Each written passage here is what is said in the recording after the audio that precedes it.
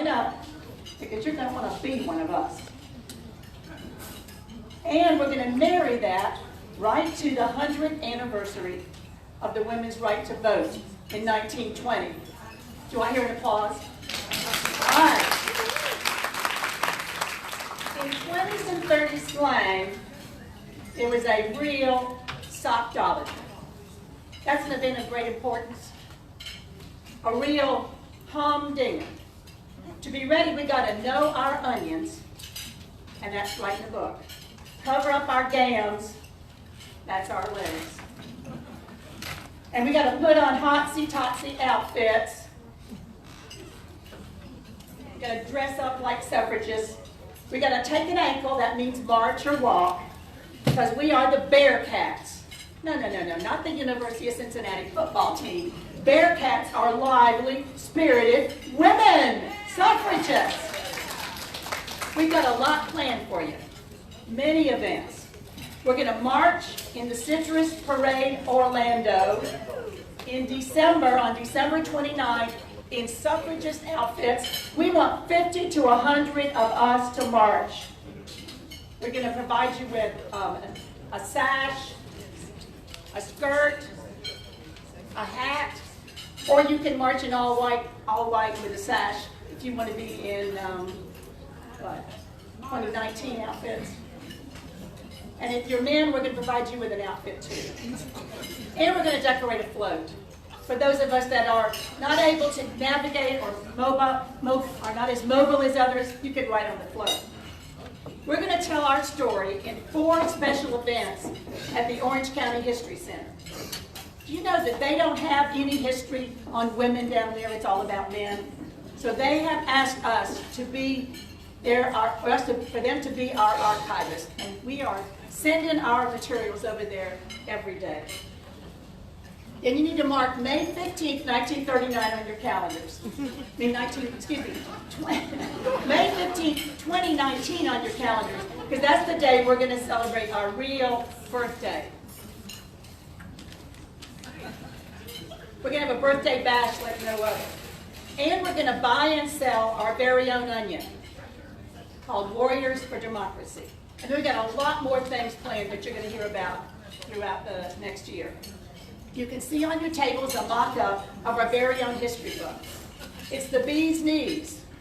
It's the bee's knees, which means the be-all, end-all, the cat's meow of history books. And it's about us and our foremothers, and all of our crusades and victories. And we got a few men in there too.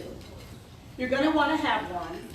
So we're offering you a pre-publication discount price that's 20% off retail today, and until we decide that we're not going to do it anymore. We're going to sell them at a discount, 25% off for 25 clams. Okay, so that's 20-30 slang for $25. You can pay in smooch, that means cash. Or you can write a check. Wait a minute, nobody had checks in the 30s, we were in the Great Depression. Or you can use a credit card. A little bit later, you're not ready for that quite yet, but you can tell us you want to use your credit card, and we'll be ready to do that very shortly. You know, there was life before plastic. You can fill out the form on your table and take it to those Bearcats in the back. They're over there under the balloons. Turn around and see where they're waving at you. Okay? You're going to want to have it right after. We're going to have it for you right after the first of the year. It's going to be all full color, 120 plus illustrated pages of absolute glory days of the League of Women Voters. Lastly, we're going to help you make your own suffragist outfit. All you got to do is provide your own blouse, a white blouse. Or if you're not into being a 1920s, 30s suffragist, you can wear your own all white, and we'll give you a sash. So see those Bearcats in the back to order and measure for your skirt. Now, we need your waist measurement. I'll hide you while you get your waist measured, so don't worry about it. And then we're going to need your length from your belly button right down to your ankle. Okay? And for the men, we're going to have outfits planned for you as well. So, don't be a dewdropper. That's a lollygag. Get on the trolley. You know what that means.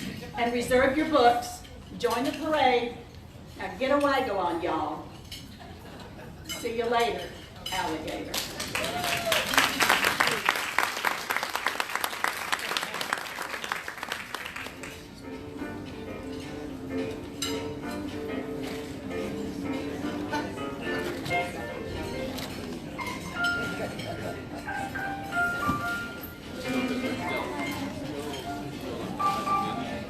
Y'all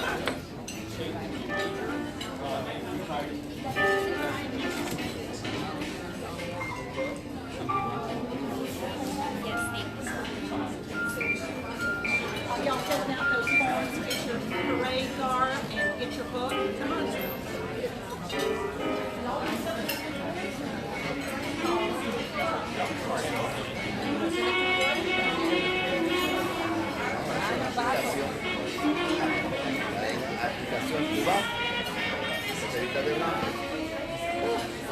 Y después te casas.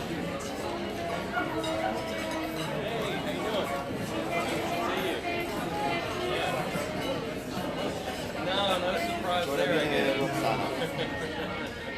Fue a la prensa porque tenía que llevar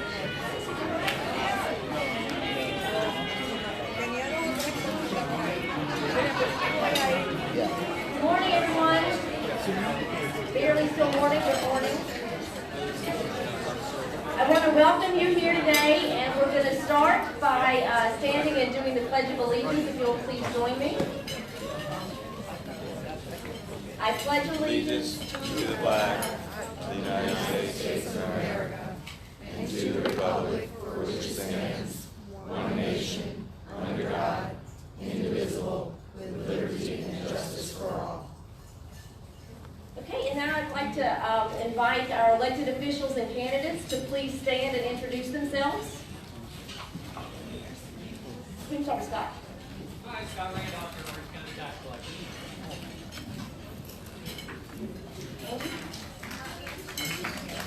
Cowles, board member elected District 1.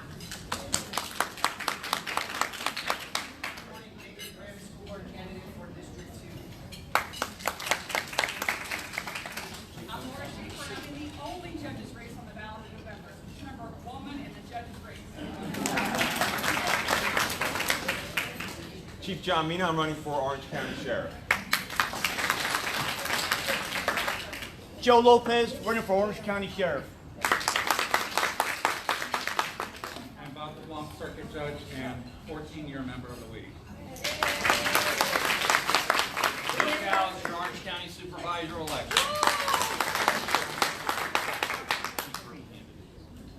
Okay, thank you, everybody. We have a very packed program, so I'm going to make a couple of announcements. Did I miss someone? No, please.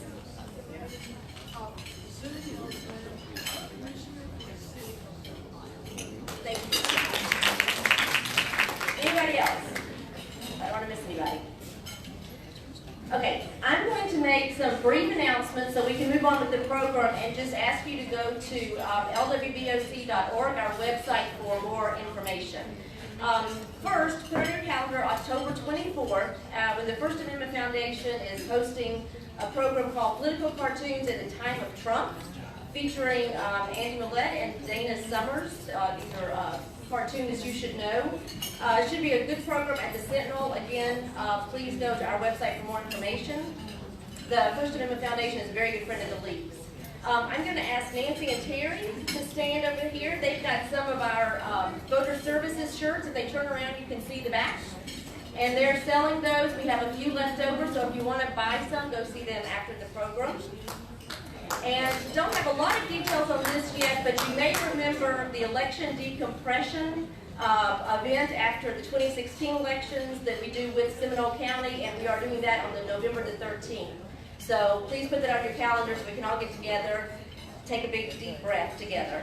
Now I'd like to introduce our Supervisor of Elections, Bill Cowles, who's going to give us an update on election security. Thanks.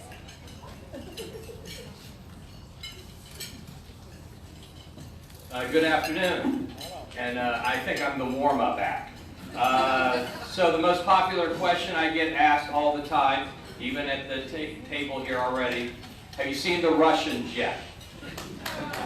So since 2016, you've heard all the tales about the situation and about Russia infiltrating, but at this point, it continues to be no agency of the federal government or at the state has confirmed that there was any intrusion into Florida's system or any county system during the 2016 elections. Going forward, you know that United States Senator Bill Nelson then earlier this year announced that he had been told that the infiltration has already happened for the 2018 election. And again, every federal agency that we're working with, and I can tell you that I never have had the FBI in my office until this year. They have come and they've looked at our firewalls and our protections and say that there's nothing, they've seen nothing, and they continue to monitor. So at this point, we are not aware of anything, but everybody talks about the technology and how it can sit and wait and be dispersed at any time. So we are monitoring it. You will know that the state did finally secure the money from the federal government to give to counties in grants. In terms of the grants, Orange County was given about $700,000, but one of the problems with the grant was that you had to use the money, buy, implement by November the 6th, and if you can't get it in by November 6th, you have to give the money back to the state in December.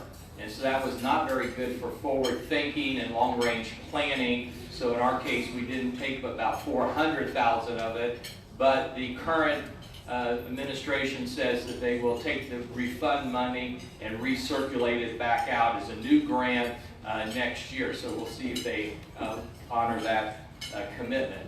And so then most recently, you may have heard that when the president went to the United Nations to speak, he then informed them that he believes that China is now trying to infiltrate our systems. But I will tell you that every supervisor has hardened its security, built up the firewalls. We are all on Albert monitor systems, monitoring everything going in and out, and we are working actively with the federal and state agencies on it. So at this point, we feel like we have done what we can, but we're always, as I was quoted in the Orlando Weekly and the story about cybersecurity situation in Florida, I'm always looking over my shoulder. So from that standpoint, that's a quick little history of where we're doing it. What I'd really like for you to focus on is on your tables. I left everybody this little half sheet in orange and green. And I think these are the messages. These are the messages I'm giving to my poll workers. I'm giving them out in speeches. And then I would ask you to share this with people that you come across that may ask you about this. The first side that says your vote. Understand and remember that in 2006, Governor Chris made Florida a all-paper ballot state. So many times when you hear the issues about voting systems and votes flipping and technology, they're talking about the touchscreen voting systems, which we do not use in Florida. So the first part is remind everybody you're marking your own ballot and your vote can't flip on a paper ballot. Second, in conjunction with it, the optical scanners, the ballot machines that you put your ballot into. And for those who are not in Orange County, now the Seminole County switched voting systems. The whole Central Florida region is on the same voting system like we have here in Orange. But when you put your ballot in that machine, it's just scanning it, and that machine is not connected to the internet. And so there's no way that somebody can get into that machine from the outside during election day on that. And then finally, back to the first point, we are paper. We do a manual audit after every election. That's where we pick a contest, we pick a certain number of precincts that had that contest, and we physically lay the ballots out by candidate name, overvotes, undervotes, and we verify that the ballots match the results that we got from the polling place. Also, just today somebody brought up to me about the wireless modeming. Yes, at the end of the night, the 247 precincts modem in to the elections office the results. But before they modem, they print out a tape that has all the results.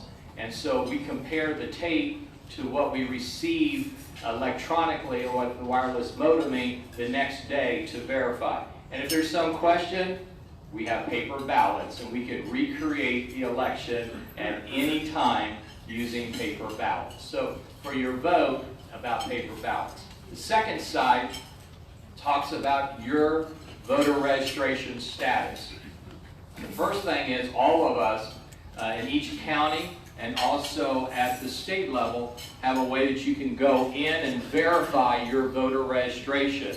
So at any time you can go in and verify that your name is there, that your party affiliation is right, your address is correct. You can go out and verify it, and if there's some question, then you can talk to the elections office concerning your status.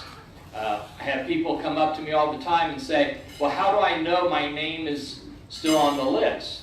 And the first one I'll say is, do you vote by mail? And they said yes. And I said, did you get your ballot? Yes. Okay. Then coming up on October 16th, we will be mailing out the sample ballots to all voters, which will have your ballot on it. It'll have your polling place information and all the early voting site information.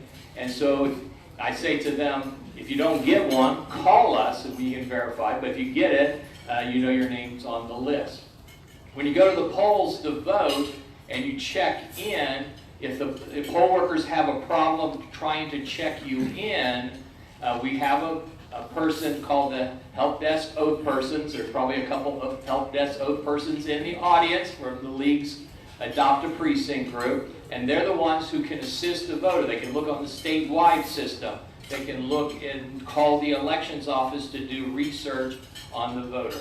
And if it's determined that you're not eligible to vote there at that point, you still can vote a provisional ballot, and that provisional ballot comes back to the elections office for more research. And then the big secret that we used to keep, but everybody now knows, is on election morning there's this person called the circuit rider who drives around to every polling place before 7 a.m. and they deliver to them a paper list of all the registered voters in that precinct with name, address, and all. So in every precinct there is a paper backup book. So if something goes wrong with the electronic poll books or any issues that we perceive going on, we can shut them down and we can switch to paper and not interrupt voting at the polling place on election day. So those are some points that you should carry with you, and when people bring up to you about your about the security issues and what might happen, I think these points are the ones that will make clear to voters the things that we're doing in elections. And everything we do in elections, we talk about the backup to the backup to the backup on it. I also want to take a moment just to speak briefly on another recent topic that you need to be very aware of. Last Tuesday, we mailed out over 160,000 vote-by-mail ballots. But just prior to that mailing, the ACLU put out a report that they used the data by Dr. Dan Smith at the University of Florida, and they paid him for this report. I was given an advance copy because it said in there that Orange County had the highest rejection rate of vote-by-mail ballots of all 67 counties in Florida. We immediately got the report and immediately knew where some of the fallacies in the data were. When we give out ballots, and I think anybody would hold us accountable to account for every ballot that we give out. So part of that accountability is we do get ballots back that are undeliverable. And he has admitted to me in an email that he did use the category of not counted ballots. And in that not counted ballot category are 7,884 ballots that were returned to us undeliverable. Doesn't mean those voters didn't get a chance to vote, because they could have gotten a remail with their new address and voted by mail, They could have gone to an early voting site or their polling place on election day and still had a chance to vote. But we had to account for those ballots coming back to us, and so he used that 7,884 when he did his numbers for the 2016 general election.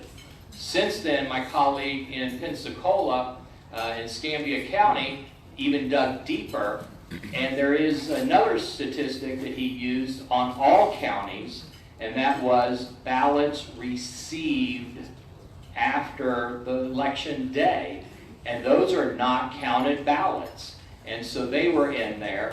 And so when you see, if you hear anybody talk about the report, please share with them that you heard it, that the numbers are not correct. In 2012, it showed that we had a 1% or less rejection rate, and now this one report for 2016 showed us at 4%. But when you back out these numbers, we're back to where we were. And I think the other part to it is, and it's in his report, is that voters still send their ballots back where they do not sign them. And they also have signature differs. Signatures change, and people need to update their signature. So, because with vote by mail, your signature is your ID that we are using to verify the returned ballot. Under a federal judge's order, Federal Judge Mark Walker, we now have what's called the cure process. So every voter whose ballot comes back with no signature and their signature doesn't match receives a letter with an affidavit. If they complete the affidavit and make a copy of their ID and return it to our office by 5 p.m. the night before the election, it gets stapled to their certificate envelope, and that cures it so that their ballot can be fixed. And it's amazing the number of people who just throw that letter away and never fix it. So we're stepping up our efforts, and we're going to start using our phone bank to call them. We heard one county said, you should go out on social media to find them, but we're going to be aggressive about it. So, but the other part too, and I was asked this earlier, people still believe that the vote by mail ballots don't get counted unless the election is close. It's not true. Florida law allows us to start processing the vote by mail ballots the same day that early voting starts, October 22nd. So we have them almost done except for the procrastinators who show up at our office at 6:58, still running their ballot in on election day, and we have to process those. So when we get to 7 o'clock on election night, our first set of results is 100% of the early votes, because early voting ends on Sunday night before the election, and then it's usually about 98, 99% of the vote by mail is in that first set of results coming out. So share with them that all vote by mail ballots do get counted. Make sure everybody understands with the little handout here that we are monitoring any foreign activity that might affect the election. And with that, I understand we're going to do questions at my segment, and then they'll switch to the feature program of the afternoon, and then they'll have Q&A after that. Any questions for me? If you have a question, if you would please stand and we'll come to you. Now, you have to be a league member. And if you're not a league member, guess what? We've got some very nice ladies in the back. Take your money real quick, and you can answer your question. Hi, I'm Betty Peterson, league member. And we were talking about this before it started, and I think the rest of the group would like to know how you are upgrading the website so that people have even more comfort that their vote by mail ballot has been received and processed. Thank you. And what she's referring to is I mentioned that you can look up your voter registration status. But if you are a voter who got a vote by mail ballot, you can track it just like you track a package, because you go on the site. It will tell you what day we mailed the ballot out. It will then tell you what day we received it back, and we're taking and changing the terminology from received to accepted, and that way you'll know it's accepted, and accepted means it's being processed and counted. If you are one of those that is in the cure status, it will say no signature or signature no match. Then it'll say fill out your affidavit. It'll give the message you were mailed the affidavit, complete it, get it back to us by 5 p.m. So you can track your ballot through the process. Or you can do it the old-fashioned way and call the main number and ask us and we'll look it up. Hi, Angie Gallo. I have a quick question. My daughter, during the primary, received a verification of her signature, but there was nothing that accompanied it letting us know if her vote by ballot was counted. So we had to call. So if someone is to receive things that says just verify your signature, can we assume that their ballot has been accepted, or do we need to call? If there would be a notice there to say that it was not, but you also can go on the tracker and look it up as well. But a lot of times the canvassing board, and let you know that the decision making, my staff is reviewing those signatures. It goes to a supervisory level, but the final step is what's known as the Orange County Canvassing Board. And the canvassing board is a county judge, a county commissioner, and myself, and we take the final look. If we accept it, then it gets counted, but the person may get a letter saying you probably should go ahead and update your signature because maybe the next round in 2020 we might not accept it. Hello. If someone votes by mail and their ballot is not accepted for whatever reason, instead of filling out the affidavit, are they allowed to still go vote in person early or on election day? No. There is an interpretation, and in the statute it says once you've cast your ballot by mail, you are deemed to have voted. And so you cannot go and vote at the other two methods. But that, since the 2016, when we had the first ruling by the federal judge, at least now there is a cure process in there. And it is amazing that even though they get those affidavits, we're still, like in the primary, we still rejected 300 ballots for no signature. Hi, I just wanted to know, I vote by mail and I'm always able to check out after. And at least here you do not have to put stamps on. I live in Sarasota County where you did have to put stamps on it and nobody put enough postage on it. So would you give us, so everybody has it, the address to go online, find if the email, if it's been returned? Okay, well, again, I need to clarify.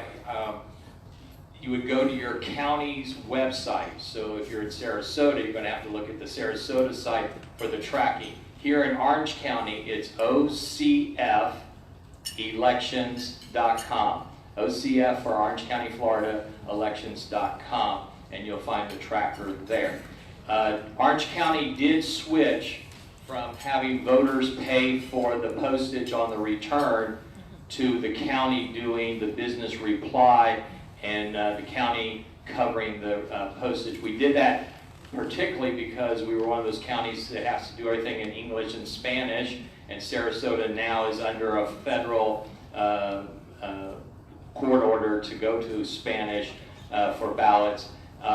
You get multiple ballots. You get 2 ballots, 3 ballots per person, and the weight changes from this election to this election, and nobody has a stamp for the right amount that the post office wants for the number of ballots in it. So we got rid of that mess and just said, we'll do the business reply on those ballots that do come back. Hi, Patty Brigham.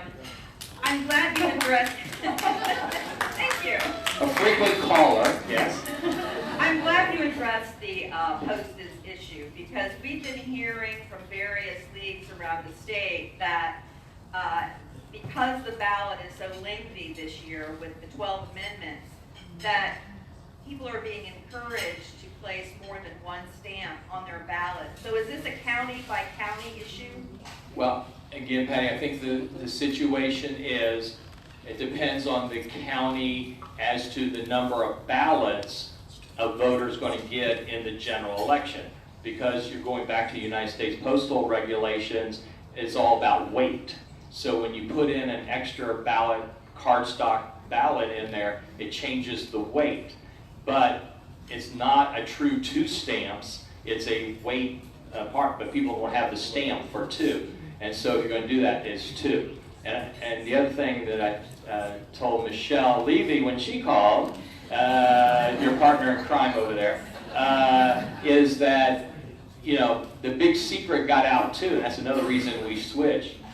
Most counties have a postage due account, and so in the old days we had a rule with the post office: do not send it back to the voter and tell them they didn't put enough postage on it, and just give it to us, and we'll pay the difference to the United States Postal Service. Well, then the word got out, and all the TV stations were saying, "Oh, don't worry about putting the postage on it because they're going to pay for it anyway." So that's why we switched to it. And actually, Mayor Jacobs saw that it was, you know, a balancing act because of what we were paying for the postage due versus what it would cost to just put the business reply on it. All right, looks like we worked the room on that, and the red stop sign just came up, so on to the matinee.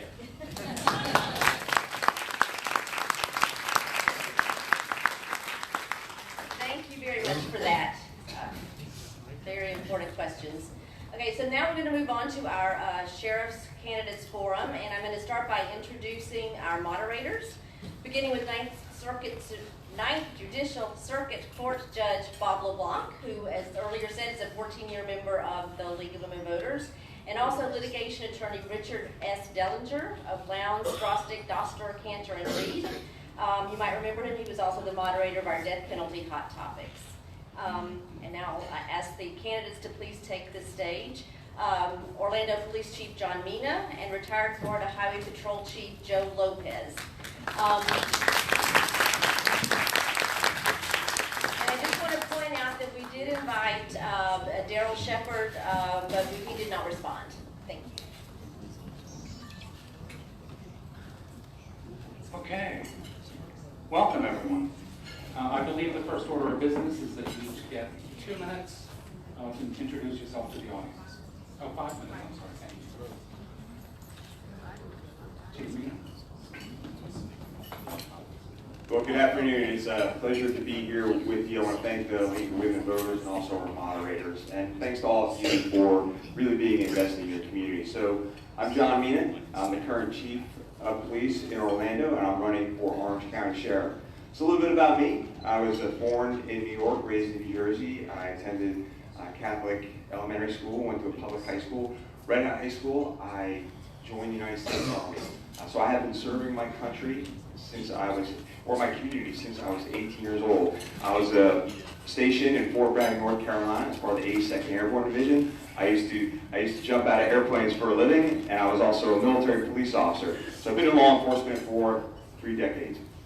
So while I was up there in Fort Bragg, the Orlando Police Department actually came there to recruit police officers. So I was, 22 at the time. I said, yes, I will come to sunny Orlando, Florida, and be an Orlando police officer. I couldn't get down here fast enough, so my entire family followed me down. My mom and dad and my girlfriend at the time all followed me down here. I attended the police academy in 1990. So I've been a resident in York County here for 28 years.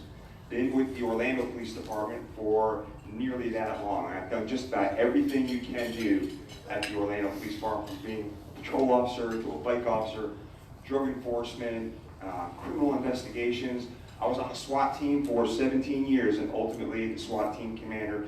And so I've held a number of supervisory and command level positions in the Orlando Police Department. I have a lot of command level experience. So in April of 2014, our mayor here in the city of Orlando appointed me to be her 38th chief of police. So I've been the chief for the past 4.5 years, and I have had a lifetime of experience in those 4.5 years. But we've done great. So very, very proud of the men and women of the Orlando Police Department. We've reduced crime. We've reduced police use of force. We've reduced officer-involved shootings. We've also reduced complaints on officers by our citizens. And here's one that I know is very important to League of Women Voters. We have reduced the amount of arrests of our juveniles, especially in our schools. So why do I want to be Orange County Sheriff? Well, this is the area I chose to raise my family in. This is the area I chose to raise my 2 boys, who I love dearly. I care deeply about the safety of this community. I feel a huge responsibility because of my experience, because of what I have been through at the Orlando Police Department to do this job. So I am going to reduce crime. I am going to keep our kids safe in school. I'm going to engage with the community like no other sheriff has. This county needs a sheriff with experience. This is not the job, the position for on-the-job training. I'm tested like no other chief has been tested. I'm trusted throughout our community. I'm engaged with our community and our youth on a level that hasn't been done before.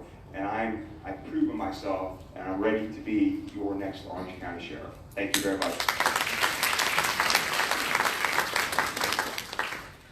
Good afternoon. I want to thank the League of Women Voters for this invitation. Myself and my wife are members of the League of Women Voters, so we're happy to be here to join the rest of the members.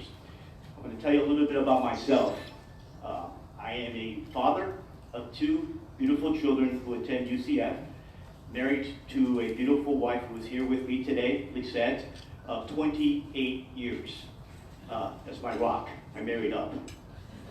A little bit about myself. I am the son of 2 Cuban immigrants. I was born and raised in the Bronx. I was conceived in Cuba, but I was assembled in the Bronx. My whole family, I'm the only one that the first generation American. My cousins, my grandmother, my uncles, my cousins, my in-laws, all immigrants. So I'm surrounded by immigrants all day long. We moved to Orlando, took my wife. I got transferred while I was a state trooper to Orlando in 2005. So we've been here for 13 years. I brought my family to raise in a safer area. A little bit about my background. I retired 18 months ago as a chief from the Florida Highway Patrol. My last assignment, I was a local troop commander here in Orlando, where I oversaw the turnpike operations from Orlando to Miami. Prior to that, I was chief of investigations in Tallahassee. I had to go there for 2 years, travel back and forth to Orlando and to Tallahassee on my days off. As the chief of investigations, I oversaw the investigations component of the Florida Highway Patrol. That included internal affairs and all the task force that come with it. Prior to that, I was a captain of patrol, a lieutenant in patrol in investigations. I was a sergeant over the contraband interdiction program. I worked 4 years undercover in doing narcotics. I was part of the SWAT team for 17 years. I was a team leader for about 8 years, and I was a SWAT team member for 17 years. Prior to becoming a state trooper, I was a United States Marine. 4.5 years active duty. I served on embassy duty in Nicaragua, and I served on embassy duty in Dominican Republic. So I speak Dominican, I speak Nicaraguan, I speak Cuban, I speak all those languages and all the different dialects. My mom used to get confused when I used to speak Spanish. They were asking me, which dialect are you speaking to? So, a little confusing. So prior to becoming a U.S. Marine, I was a Boy Scout, I was a Cub Scout, I was a Junior Naval Cadet, I was an altar boy, and why do I tell you that? It's because 45 plus years serving my community. That's all I know how to do. To me, it's not a job. It's a calling. It's sense of duty. I think God has prepared me for this position that I am today. I am not a politician. I do not know how to speak like one. I'm knocking on doors, talking to the community, hopefully that I can get the community's support. I don't have any endorsements. I'm looking for the endorsements from the community, because those are the ones who vote. They want transparency, and they don't want any more misleading to the community. And that's what I bring. I am the sheriff of diversity, not a sheriff on TV, but a sheriff on diversity. I lived in the Bronx, I lived in Miami, and now this is another diverse city here in Orlando. And I think it takes somebody who understands what diversity is and bringing the community together. My platform is reduce violent crime. We all know violent crime is up. Community policing, and put more deputies on the road. Right now, we have a number of homicides that's going on, and I think we need to get a handle on it. So please, think of Joe Lopez, November 6, 2018. Thank you.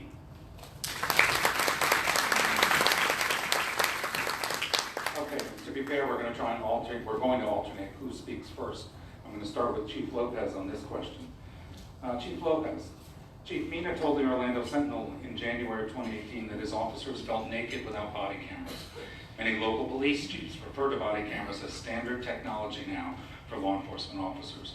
Will you support equipping your deputies with them, and will you commit to your deputies using body cameras? Yes, we had cameras in the cars at the Florida Highway Patrol. When I was the commander, it was very easy to look at the daily operations, what a trooper goes through, especially when complaints came in. So, you know, it keeps you honest, and it's also a matter of transparency. We do understand that there's been several issues where cameras have been turned off in the city of Orlando. Right now, the Orange County Sheriff's Office, they all have body cameras. I will continue to do that program. I think that brings transparency, and it doesn't mislead the community. Chief Mina. So, the Orlando Police Department was one of the first agencies in Central Florida to adopt the idea of having body-worn cameras. And we found that body-worn cameras reduce use of force and reduce complaints against our officers. And also reduce false allegations on our officers.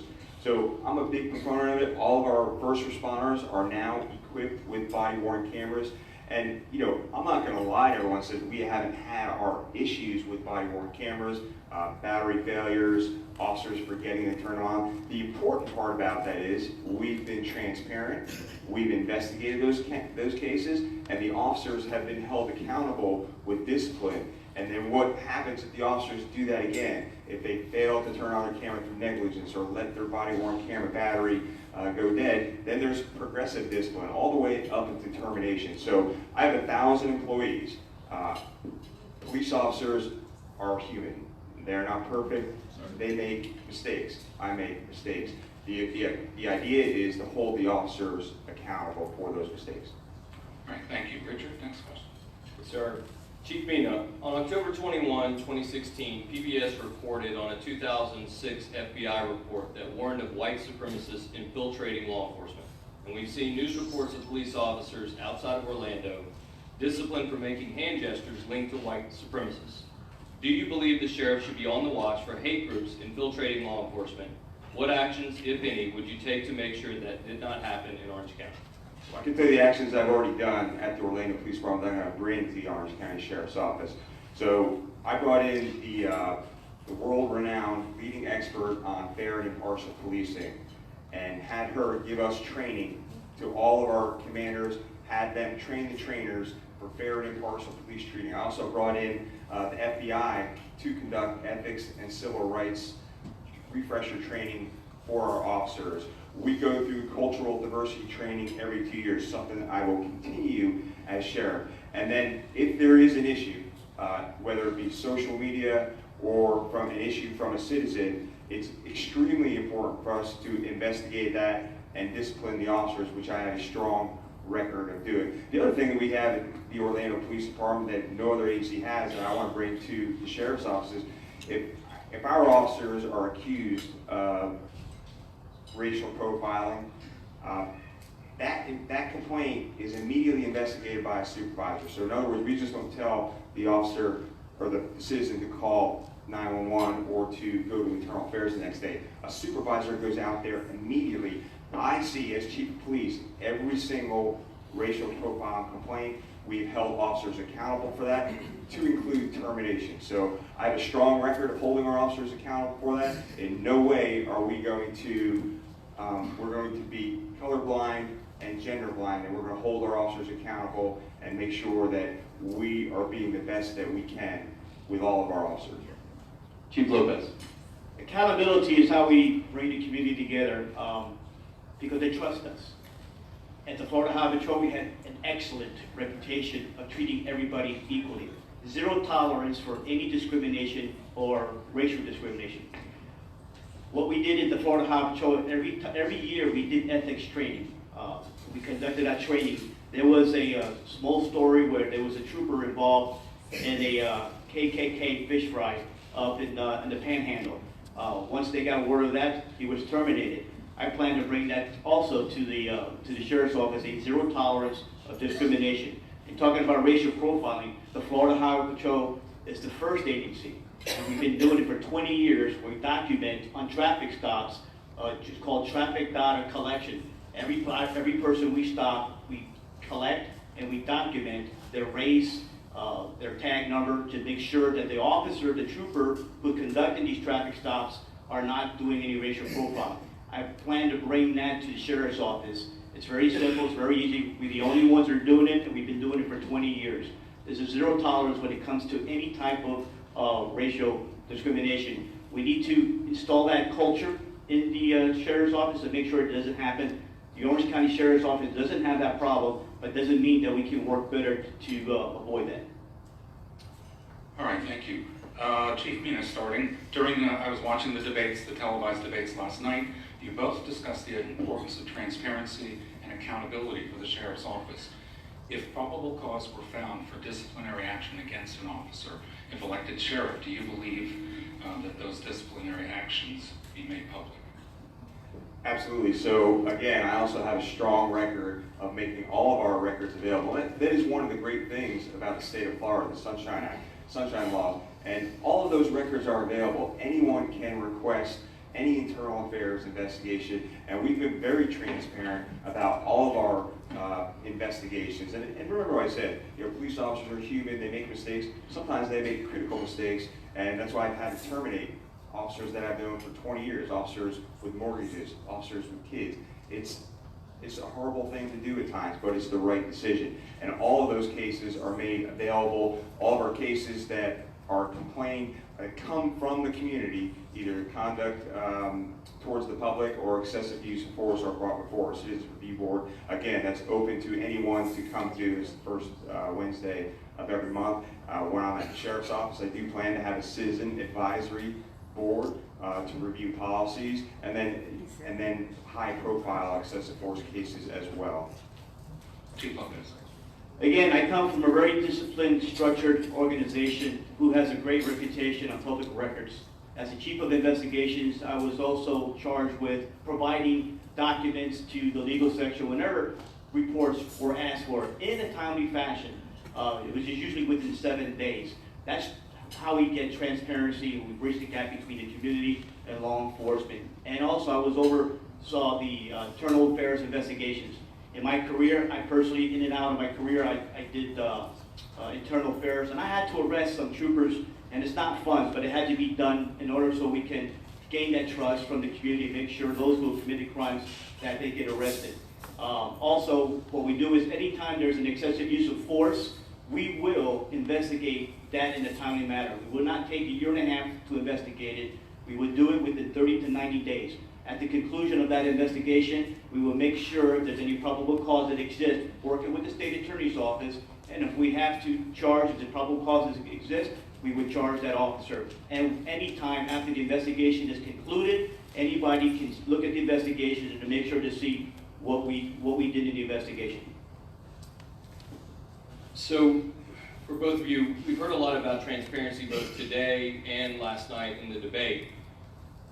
The Orange County Citizens Review Board was established in 1992 after the Rodney King incident. The CRB was active from 2005 through 2006 when I was the chair, when subpoenas were issued and court cases were filed challenging the subpoena power of that CRB. That entire code provision was stricken down after a ruling from the 5th District Court of Appeals. Do you believe that Orange County should have a Citizens Review Board to review actions of the Sheriff's Department? Would you support establishment of a Citizens Review Board similar to what is currently in place for the City of Orlando? And would you support subpoena power for the Citizens Review Board? Yeah, that's true. In 2009, the ruling was unconstitutional because the sheriff is a constitutional officer and he doesn't have to do this community review board. Community review board is established because there's a lack of trust in law enforcement because of the excessive use of force and some of the things that have occurred. At the sheriff's office, there's an advisory committee that exists after that review board was taken down. And that citizen review, the advisory committee that's there now has been defunct within the last year. They don't do anything. The last time they had a meeting was a year ago. And all they did was discuss was appointing people to leadership positions. As the sheriff in Orange County, the Orange County Sheriff's Office does not have that problem of excessive use of force. Now, we need to take a look at the advisory committee and we need to enhance it to make sure there's other things in place that we can put to make sure that the excessive use of force doesn't happen. That is making sure that they're held accountable, that these investigations are done between 30 and 90 days, because you have 180 days to conduct an investigation because of the Policeman's Bill of Rights. Once that 180 days passes, you're dead in the water. You can't even come back for administrative reason because of guarantee. So we got to have a good, robust policy in place to make sure it doesn't happen. The use of body cameras also avoids that.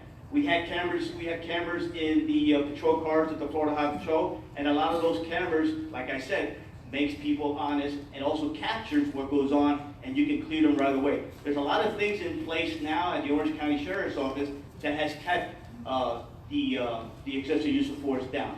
Training, ethics, talking about the Constitution. You know, every year as a commander, I did at the Florida Highway Patrol, every year I would have everybody stand up, I would have my meetings, and we cite the oath to remind everybody why are they serving, to protect and hold and protect the Constitution. So help me God. So I do plan on having a Citizens Advisory Board at the Orange County Sheriff's Office. I have lots of experience with the City of Orlando Citizens Review Board. I was the only chief to attend those meetings regularly. The chiefs before me, they used to attend those meetings. I wanted to hear from the community. I wanted to hear from the board members what they had to offer in the way of policy review and advice on policies.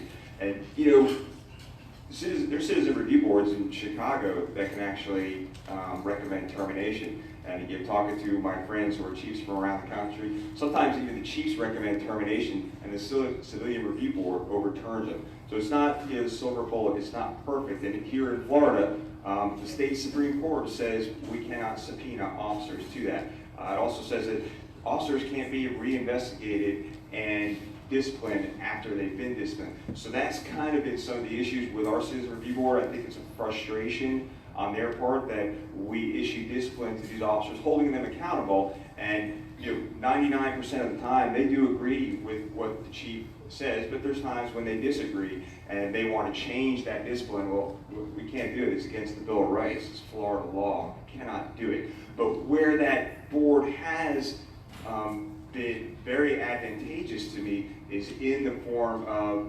changing policy. So they will see these cases come forward and say, well, did you officers ever think about this? Maybe we should change the policy. So because of the advice of the Citizens Review Board, and because I will do that with the Citizens Advisory Committee, the three policies I changed because of that board were shooting at moving vehicles, social media policy, and also our extra duty policy. The Citizen Review Board came to us and said, look, your officers are too tired, they're working too many hours. Can you limit the amount of hours? And we listened to our citizens and changed our policy several times because of that. So they do hold value in certain ways, and the way I'm going to use them is an advisory role for policy change. All right, I'm worried we're not going to get to all the questions, so I'm going to skip ahead a little because a few people wanted me to get to this topic. Can you tell us, if elected sheriff, how you would interact with ICE and its efforts to inhibit sanctuary cities? So I have a lot of experience in this as well. When the new administration took over 2 years ago, many groups from within Central Florida were very, very concerned on fair and impartial treatment. How were we going to interact with people of a different national origin or people who may be here illegally in this country? And so what I told all these groups is the Orlando Police Department has already had in place and has had for many years that we do not treat anyone differently based on their age, race, sex, sexual orientation, gender, or national origin, or immigration status. We can only arrest people and investigate crimes for city ordinances, state statutes, and if they have a warrant signed by a judge. So I've been a police officer here for 28 years, have never had or never wanted to or had the ability to ask someone their immigration status. That's not our function, that's not what we do. So what we did at the City of Orlando is we just made that policy part of the entire city of Orlando. So that in other words, if someone comes into the city office to get a permit, they're not allowed to ask them their immigration status. The difference, the reason that we are not a sanctuary city, and here's the important part, is that we have agreed to cooperate with ICE, just like we agree with all other federal agencies, FBI, DEA, U.S. Marshals. So if the head of ICE, and this hasn't happened by the way, but if the head of ICE calls me and says, Chief Mina, there are 50 MS-13 gang members, illegal immigrants in this house, and we need your help, of course we're going to help our federal authorities. And one of the reasons we will continue to help ICE in those certain situations is because we could lose federal funding if we do not. So that's why Orlando, Orange County is not a sanctuary city. And we treat all people the same. Chief Lopez. I would have to agree with John. We don't differ on this at all, but I'm going to get a little bit more detail about the many functions of ICE. ICE does other things besides looking for undocumented persons. Now, the Florida Highway Patrol, we didn't ask either for your status.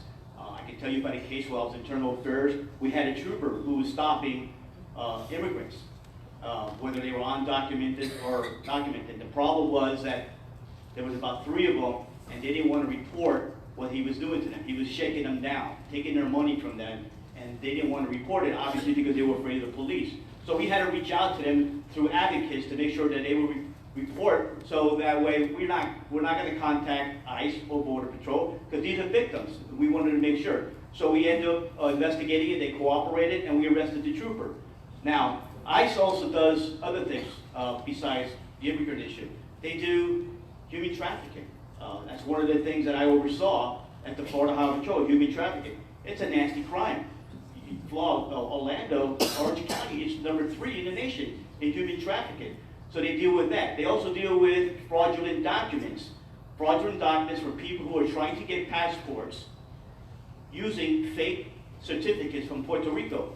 So they come in from the South America, Central America, using fake birth certificates to try to get a driver's license. And they get a fake driver's license and they commit fraud with that.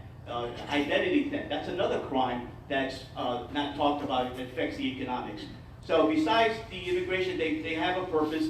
Yes, right now, the sheriff's office does not go in knocking on doors looking for illegal immigrants.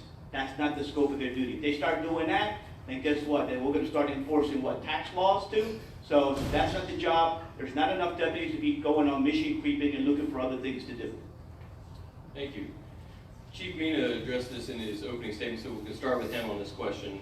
We've all read about studies and scholarly reports about the criminalization of normal adolescent behavior and the impact of that on the poor and people of color. Do you support diversionary programs such as civil citation programs or the Teen Court program here in Orange County for minors or even young adults accused of committing minor offenses? Yeah, absolutely. So shortly after I became chief, I was invited to attend a meeting with some members of your organization, League of Women Voters, specifically to talk about juvenile civil citations. We also met with someone from the Department of Juvenile Justice. And so what the state has said is that when our juveniles are put in handcuffs, when they're arrested, they are more likely to reoffend. And they have the numbers to prove that, and I believe that. So what we did from that point on, and we'd already had a juvenile civil citation in order at the Orlando Police Department, but we increased, after that meeting, we increased our juvenile civil citation, the issuance of those, by over 232% after that meeting with the League of Women Voters. So I've stood side by side with the League of Women Voters at the Orange County Courthouse to really show the importance and how important this was. I remember being in high school and kids getting into minor fights. The police never showed up. No one was put in handcuffs. So it's important to not let our kids be put in handcuffs and have a record. We are all for, I am really for not letting our kids get arrested and be in the system. Any type of diversionary program is much better than putting our kids in handcuffs. We've done a couple different things at the Orlando Police Department, so I'm going to continue at the Orange County Sheriff's Office. That's our Teen Police and Fire Academy to get kids interested in law enforcement. We've also had teen town hall meetings. to let the kids know how we feel, how they feel, and how we can work together as a community to keep our kids from being arrested. So all 4 juvenile civil citations, it has worked in the city of Orlando. Our juvenile arrests have dropped by 16% because of those diversionary programs, and it's something I'm definitely going to continue as your next Orange County Sheriff. The Sheriff's Office does a pretty good job with the civil citations, so we were going to continue that. You can always improve on those civil citations. As far as mentoring children and making sure that they start off with the right foot, I grew up in the Bronx. I can see where people go down the wrong path, especially if they have confrontation with police officers. My father always told me, whatever you do, don't bring the police to the house. That means you're bringing attention to yourself. But we got to do more than that. We got to make sure that we have programs out there besides the citations and making sure, we got to make sure the Police Athletic League, the POW program, is doing what it's supposed to be doing. Working with the local churches, mentoring. In the Florida Highway Patrol, every trooper was allowed it 1 hour, I don't think it's enough, 1 hour a month to mentor, go to the schools and mentor children. So you go into some of the areas where they have single parents and they don't have any guidance. They go in there and they start talking about things and getting them involved.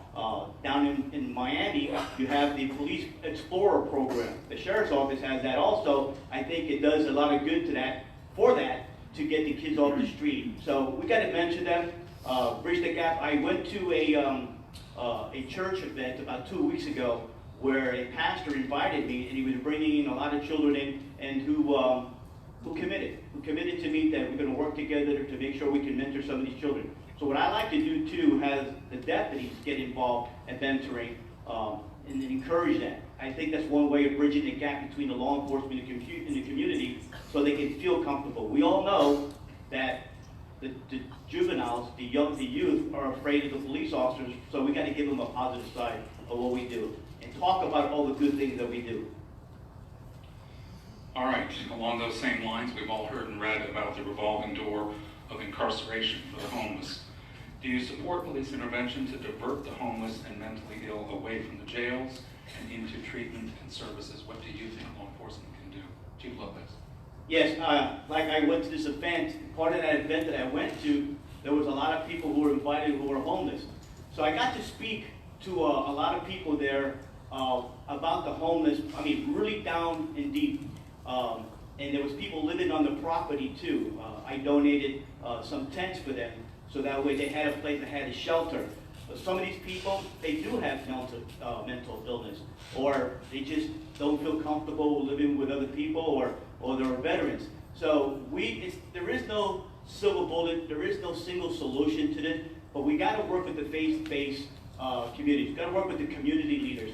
We got to train our deputies to understand the homelessness, the root cause of the homelessness, so we don't look at them as criminals. A lot of these people are just trying to survive.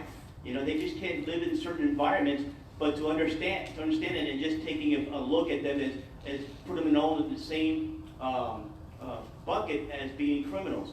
So it's an issue, it's a problem. There's more homeless that we want to believe. It's much more. I got an eye-opening when I saw this, and I got to talk to a lot of the people. And a lot of them are very good people, very good people. Chief Mead. So I have a lot of experience in this because I'm the chief in the city of Orlando. I think the city of Orlando has taken some great strides, and in Orange County as well, at the housing first model, getting our homeless off the streets into housing has reduced the amount of homeless in our city. We have basically reduced totally the amount of homeless vets in the city of Orlando, and that's just an amazing job. The things that we're lacking here in this community, we're lacking a walk-in center, so our homeless people have somewhere to go. You've been out there, it's 90 degrees out, they live outside, there's nowhere for them to go, so what happens is they end up on our street corners, on our benches, sometimes asking for money. The other area, and I know all of you know this, we're lacking in the state of Florida, is mental health funding. I think we're almost near dead last in mental health funding. We have really got to get a handle on this, because if I've been working here for 28 years, talking to our homeless people, working downtown, working as a bike officer in Paramore, and when you talk, there's two things. It's either drugs and alcohol or mental health. That's why the vast majority of our people are homeless. So it used to be that we would just try and arrest our way out of that situation, and that it was this revolving door through the Orange County Jail of us arresting homeless people for urinating or camping. Well, they don't have anywhere to use the bathroom. So that's why the city of Orlando has taken a great leap forward in actually finding places for homeless people to use the bathroom at the site, and so that they're not out in the public. So we really need to get more mental health funding, and we really need to get more funding for drug and alcohol abuse. And that, coupled with our Housing First model, will help us drive down homelessness in the city of Orlando. And the Orange County. But the police and the deputies can't arrest our way out of the situation. Is not just a police issue. It's going to take the entire community, from faith-based to private sector to public sector, to work on this issue together. Thank you. Richard? I'll start with Chief Lopez with the next question, kind of changing topics a little bit. We've heard a lot about the opiate crisis. Do you feel that the Sheriff's Office can do anything in addition to training and equipping deputies with Narcan? Does incarceration work better than treatment when officers come in contact with addicts on minor offenses? I was involved with the opioids enforcement when the Attorney General started to do a task force. I had several troopers working underneath me. So we went after the persons who were prescribing and got a little a handle on that and had some laws changed. With the opioid problem, it is a problem. The Sheriff's Office has a task force right now that it appears to be working, but we need to evaluate any program you put into place has to be continually evaluated to see if the program is working. So my approach to it is to go after the junkies, go after the people who are selling it, go after the people who are overprescribing it, making sure, yeah, all the deputies has Narcan that helps out. Also go after their assets, hurt them in the pocketbook, get the feds involved to see if we can go and charge the big dealers with federal crimes. There's a drug called Viritol that it's expensive, and we're hoping that maybe from the assets that you get, that you can give it to the medical community to see if we can get these people off the addiction of these drugs. As far as arresting their way out of it,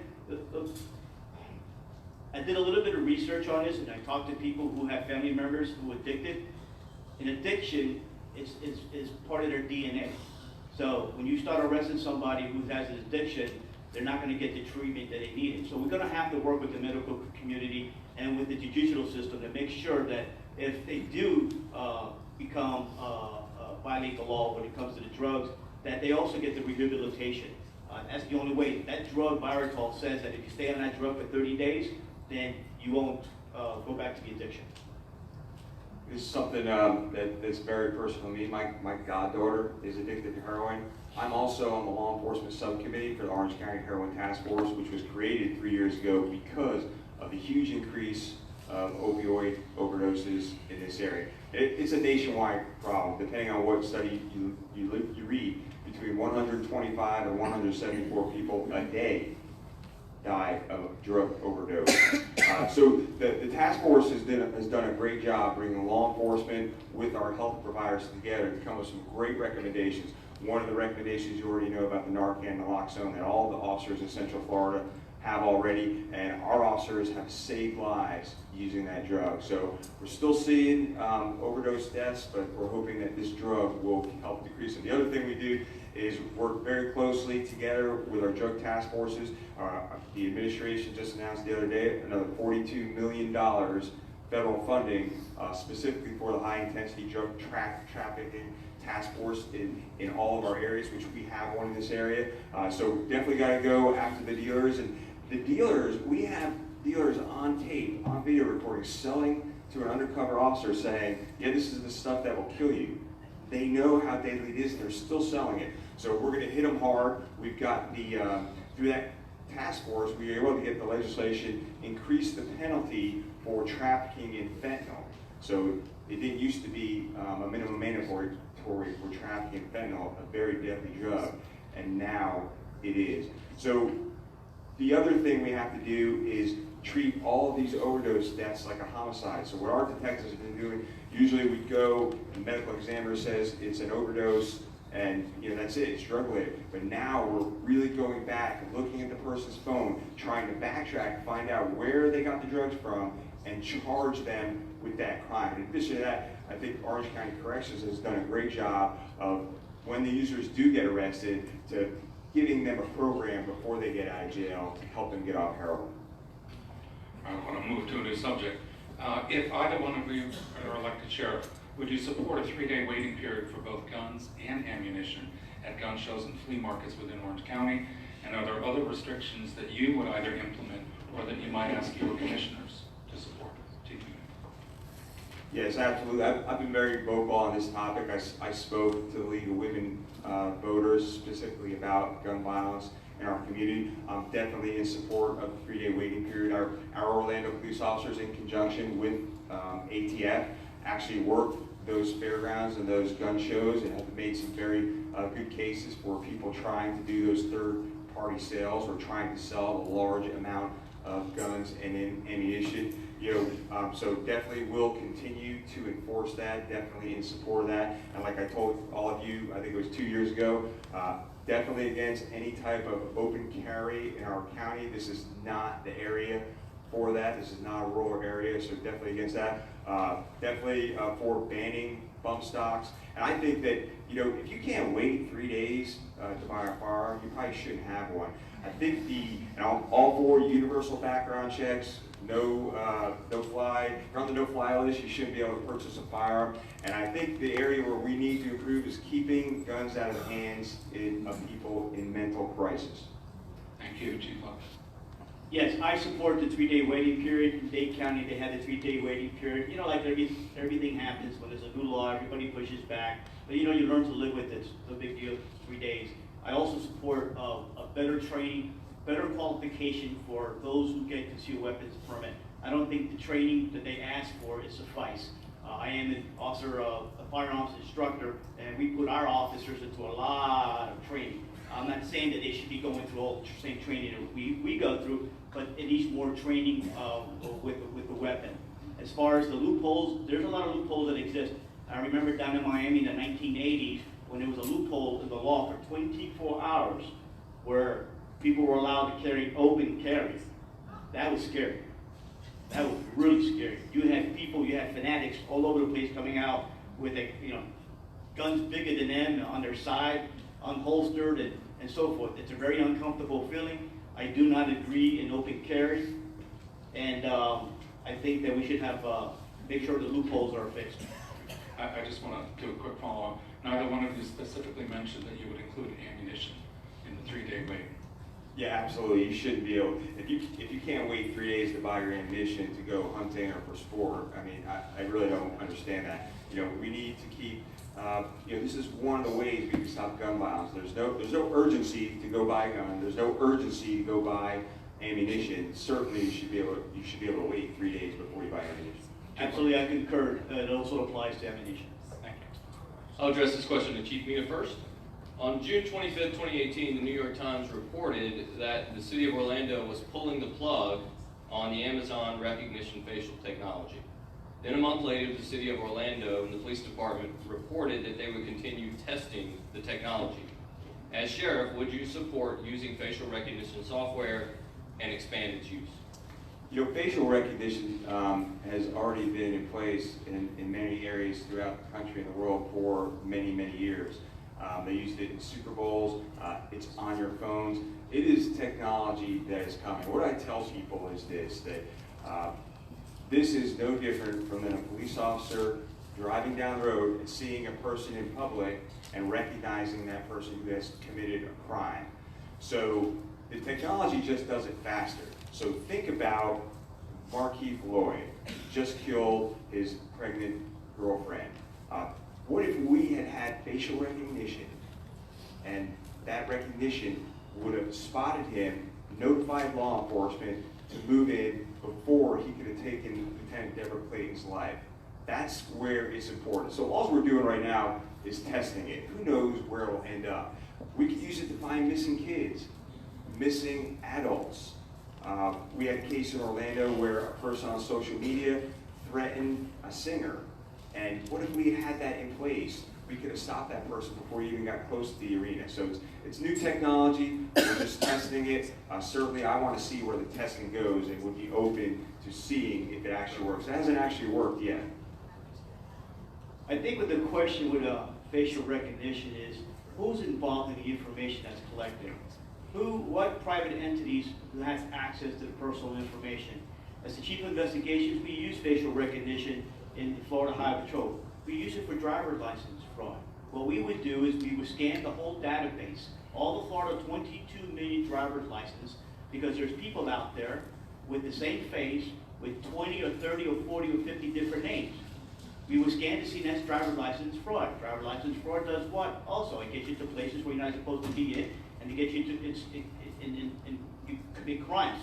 So I think we have to look at it to make sure to get the transparency. We have to make sure that the public is involved, do a workshop to make sure that everybody's informed, and ask some hard questions. What are we doing with the information? Who has access to the information? At the Florida Highway Patrol, it was all inside. So we didn't share that with anybody else. And part of that, we found criminals, people who were wanted for murders 50 years ago. Last question. Can I ask one more quick question? What is your position on stand your ground, and if elected sheriff, would you work with your legislators to make legislative changes to stand your ground? Absolutely. I think when I first came on the Florida Highway Patrol, it didn't exist. Okay, so we were a retreat state. So you had the duty to retreat anytime you were threatened and you felt you were in fear of your life. And then we had the castle domain that came in, and that worked very well. So what happened here is it changed the parameters of the burden of proof. What it does, it changes. So why this is so common, so popular now, is because of the shooting that happened over in Pinellas County, where the sheriff said that he had the right to defend himself. Well, I don't agree with that because it was the agitator. So we need to look at that law and prevent from agitators trying to hide under the defense of stand your ground. It was not intended to protect an agitator, because you can go pick a fight with anybody, back off, he comes at you. What you do, you pull out a gun, you kill him, go self-defense. That's not how it's supposed to work. Yeah, I think we're both in agreement on this. You know, Florida already had the self-defense laws in place for this, and when you watch that video and you see a man essentially killed over a parking spot, something's got to change. So I'm definitely willing to work with our legislators here in the city of Orlando, and when I'm sheriff, I'll do it as well. So when we have a case like that, and we have had cases like that, and as a matter of fact, we've had cases where hardened criminals, drug dealers, have killed someone and then used the stand your ground defense to stay out of prison.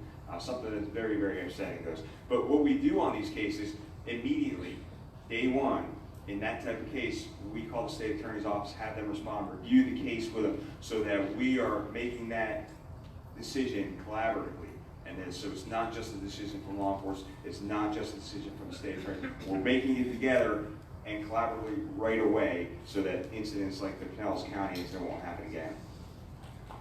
Chief Lopez, Chief Mina, we thank you very much. We're going to open the floor to questions if you're a big member.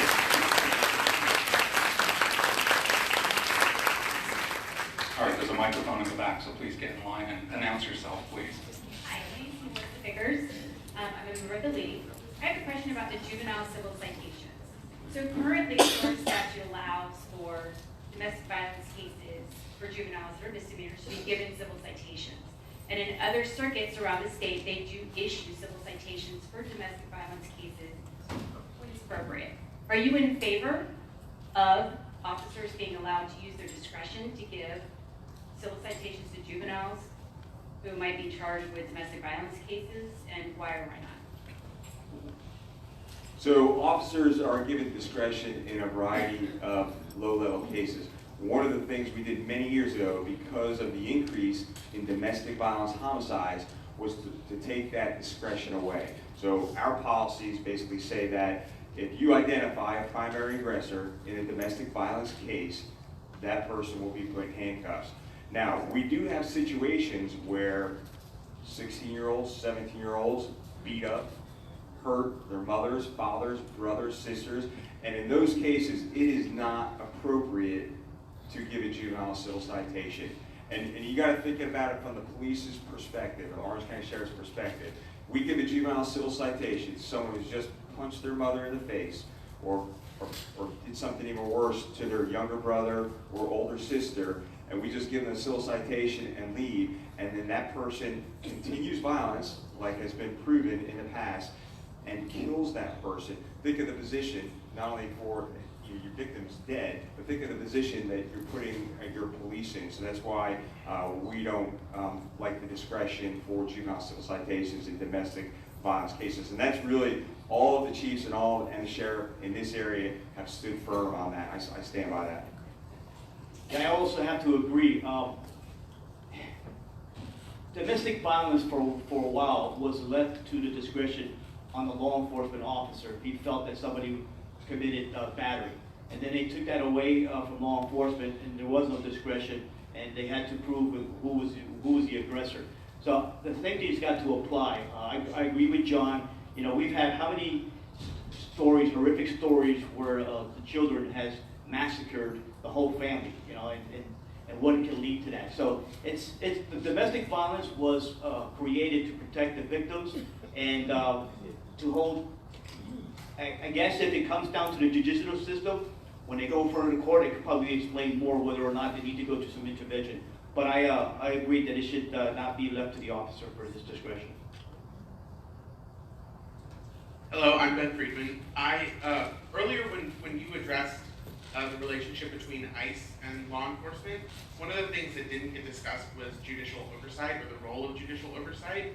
And so I would be curious to know how you plan on addressing that in terms of when ICE reaches out to a locality, whether it be a jail requesting a hold or to the sheriff's department. It's really just an administrative action where they're sending a document, they're not sending any sort of warrant or any judicial order, and the police department is choosing to act on it.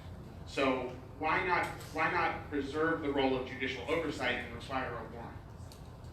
So I'll answer that. I'm a member of the International Association of Chiefs of Police, and that is an issue that we have been fighting for the past 3 or 4 years. The ICE detainer, that doesn't give us as law enforcement any authority. So our ask to the federal government is that you really want this person, you need to get a warrant signed by a judge. So here in Orange County, we're in good shape in that regard because although the sheriff doesn't run the jail, our corrections chief and corrections staff do a very good job. And basically, the way they handle that, we don't have many ICE detainers in this county, but when we do, the Orlando Police Department, if we don't have charges of our own, we don't arrest that person. And we're not going to wait around or detain that person if they have a detainer. If they have a warrant signed by a judge, we will. So say that person is arrested for a low-level misdemeanor and happens to have a detainer. That person goes to the Orange County Jail, and then basically corrections, through their computer database, they see that the person has a detainer by ICE. What they tell ICE in our county is, look, this person was arrested for this low-level crime. They're going to be photographed, fingerprinted, processed. It's going to take about 4 to 6 hours.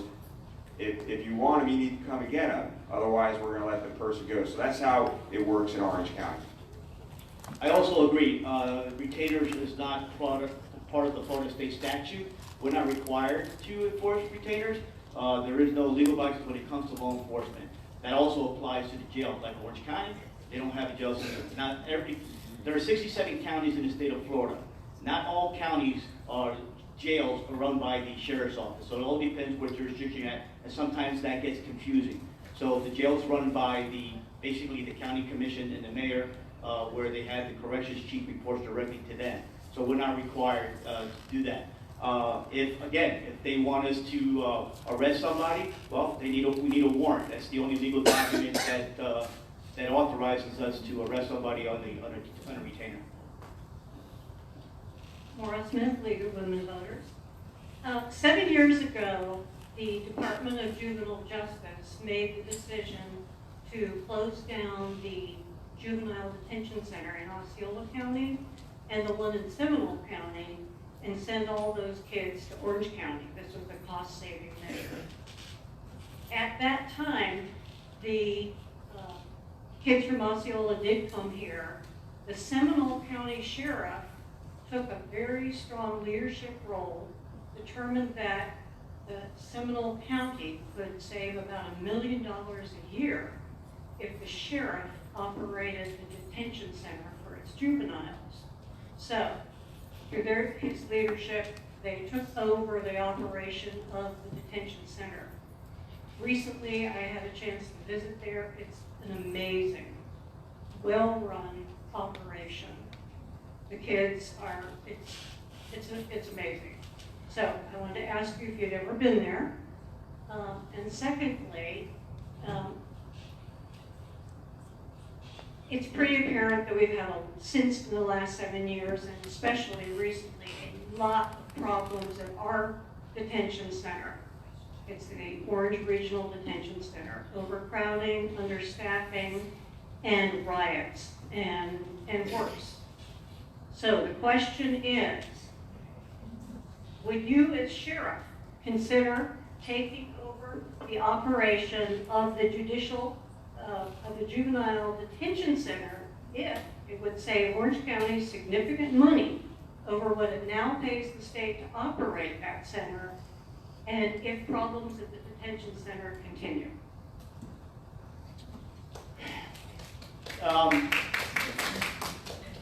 Unfortunately, that falls under the corrections and the state. Yes, I've been to the center. It's been a long time since I've been there. I don't see how it's going to help the sheriff's office. That's under the county government, and they're going to have to find a way how to get through that. We'll work with them, but taking on that role with a limited budget that the sheriff's office has and responsibility. This is a big county. One of the biggest problems we have right now is that there isn't enough deputies on the roadway. So I think we need to focus on reducing the violent crime and that aspect of it, so we can try to avoid to fill up in that. It's an unusual situation that the two counties, it's the first time I've ever heard of that, two counties sending everybody up here, so maybe there's a different way how to handle that, but that's something that we'll probably have to look at. Yeah, I've been to our juvenile detention center many times. I have not been to the one in Seminole County. The difference between that, it's easier for the Seminole County Sheriff to agree to that and take that because he already runs the jail. In Orange County, the sheriff doesn't run the jail. The mayors and commissioners hire a corrections chief to run the jail, and the juvenile detention facility falls under them. I'll be open to taking a look at it, but I can tell you I really have no interest in taking over the juvenile detention center with the staffing challenges, with the budget restrictions already in place with the Orange County Sheriff's Office.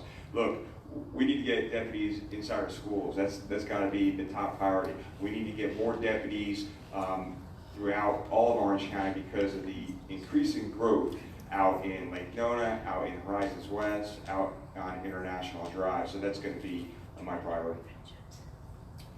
Hi, I'm wondering your position on this. In 2018, the legislative session passed the Marjorie Stoneman Douglas Act after the shooting in Parkland. In that act is the Guardian Program, which would arm our non-exclusive classroom teachers and school staff on our public schools. What is your position of arming anyone on our public school campuses other than school resource officers? Yeah, so I've come out pretty strong on this. I was one of the few chiefs that came out very vocal about this issue. I believe the only people carrying guns in our schools should be school resource officers and school resource deputies.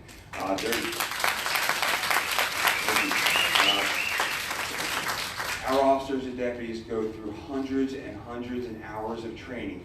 Not only that, they're going through constant training. To give a guardian the minimum required training is not going to work. I know for a fact that the people in Orange County don't want that. They want deputies in their schools, and that's what I'm committed to do. I just don't feel comfortable with having a person with minimum qualifications guarding our children with a gun in a classroom, because we've seen the horror stories in other states, accidental discharges, guardians or armed teachers leaving their guns in the bathroom for students to find. I'm just not for that at all. I think that we really need to commit to having deputies in all of our schools. Yeah, I also believe that every school should have a school resource officer. Sometimes some of the schools should have more than one, depending on the population. I also disagree with teachers and these civilians being armed in the schools. That's not their job. There's a lot of training that goes through it, and the mindset of that teachers need to be teaching, and where do they secure the weapons when they're in the classroom, and what happens if somebody challenges them, a student, and they pull out a gun. No, it's no place for a civilian to have a gun. As far as the Guardian program, it does provide 132 hours of either retired law enforcement officers or military. That's something that we should look at, simply because it's a force multiplier. When you have a school there isn't no single solution to the whole problem. You got to harden the schools and making sure there's enough protection and a single point access, and making sure as they build schools that there's some safe rooms in the school. Talk about digital messaging. So it's going to take a village to make sure we protect our schools. So that way, when they see these schools as protected, they're going to go somewhere else. Hi, Karen Ramberg. I have a question. I think it was you, Mr. Lopez, who mentioned that there's a high amount of human trafficking here in Central Florida. And so the question I have is, for sex workers, particularly young sex workers, do you see them as victims or criminals? That's a very good question. Part of the human trafficking program we had at Florida Highway Patrol was to train our troopers to understand that some of these people, which normally a prostitute is a criminal. Well, guess what? These victims who are involved in human trafficking are actually, that's what they are, it's victims. So we taught the troopers, whenever they do traffic stops in a car full of vans, if we had several incidents, we got them on camera, that we separate them from the handler, because most of these victims are hooked on heroin, and that's how they control these people. So you got to separate them from the handlers and make them feel that they are the victims, so that way they communicate with you. They're petrified, they're scared. So we got to make sure we protect them, making sure that we're working with the local communities. There's a lot of community organizations out there that are willing to work with us. We had a task force up in Tallahassee to where we had the faith-based and some of these outreach programs and advocates. So whenever we had a victim or we removed them from the handler, that they will go to these people in a place to stay, almost like an abused spouse of domestic violence. So the same thing. So no, treat them as victims as they are, and making sure that the deputies are trained to understand that who these victims really are, instead of being a criminal. Right, so years ago, that was the opposite. Officers, deputies would arrest mostly young women for prostitution-related offenses, sometimes drug-related offenses, and they were just put into the system. So now all of our officers and deputies receive that training so they can see the signs of human trafficking. They can see the marks on the arm. They can see the drug abuse that's going on. They can see that this person is buying this young girl clothes and taking her phone away from her and sending her out the street. So we've done a very good job in this area. Don't let anyone scare you into the fact that there's more human trafficking here than anywhere. The reason for that is because Orange County has not swept this under the rug, like many communities throughout the United States.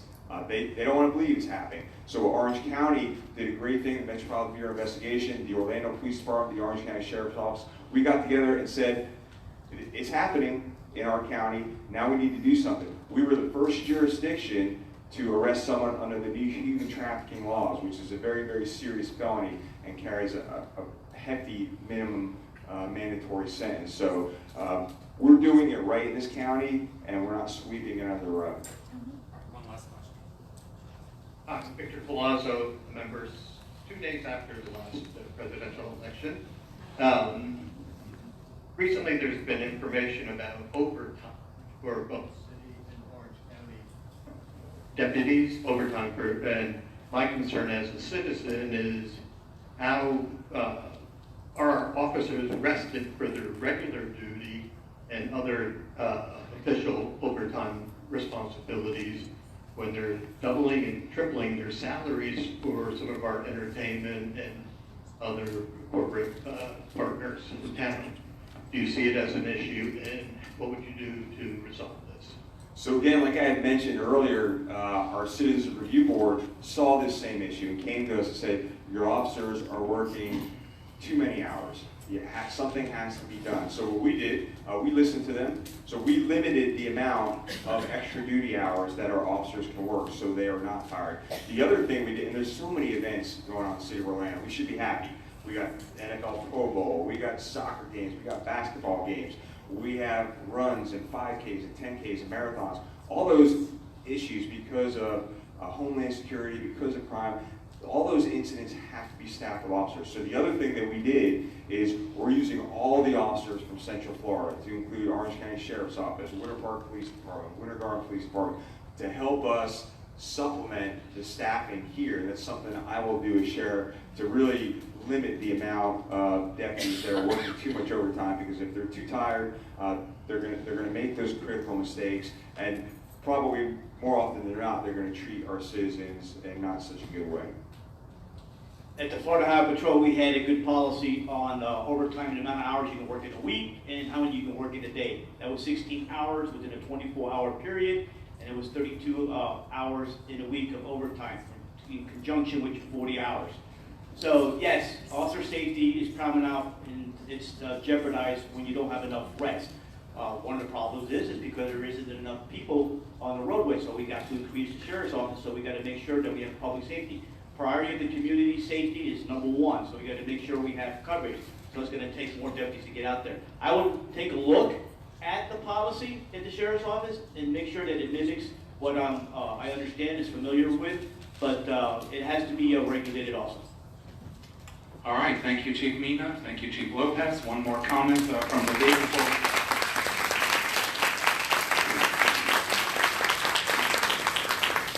Thank you. What a very, very interesting program.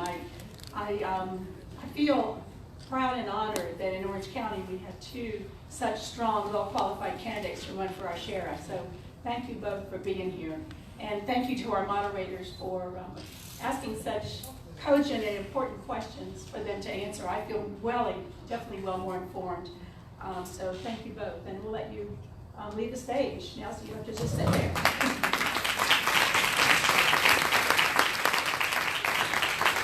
And also thank you to Bill Cowles for enlightening us about voter security.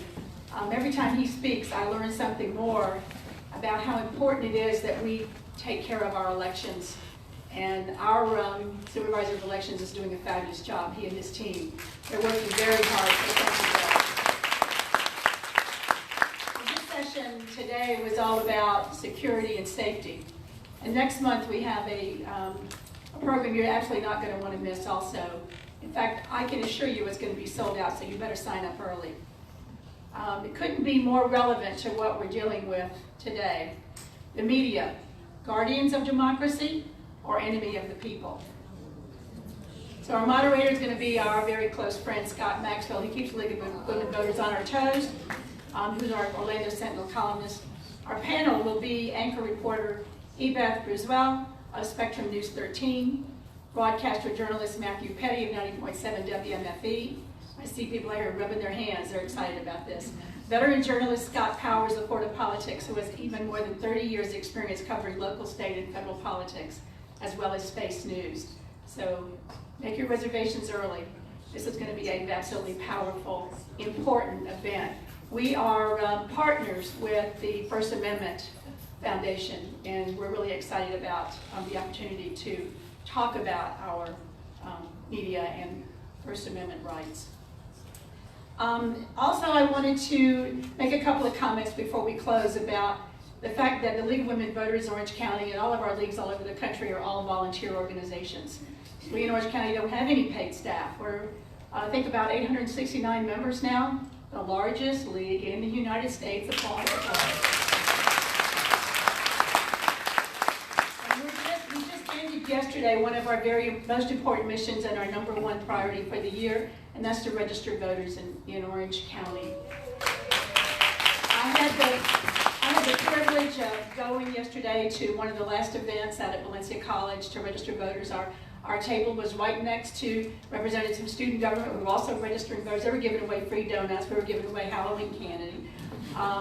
And I felt so encouraged. I felt so encouraged by the number of students walking by who were saying that they have registered. felt it was at least 3 out of 4. Wouldn't you say, Charles? I think that the kids have got the message. Now what we got to do is make them vote. We've got to be sure that we're getting our young people, our Hispanic population, our elderly, each other to the polls. We each need to take 4 or 5 people to vote. We need to ask them to go ahead and request their by-mail ballots. It's not too late, is it, Bill, to ask for a by-mail ballot? You could still do that. We need to get people to early voting booths so that they're not standing in long lines and get discouraged and go home on voting day. It's very, very important. We've done our work to get them registered. We've got to do our work to get the vote out. So please help us with that. In honor of all the many people in this organization who help people to vote and take care of our voter services, would everybody in our house today who in any way is involved with voter services or help to register people to vote, would you please stand and be recognized? We want to thank you.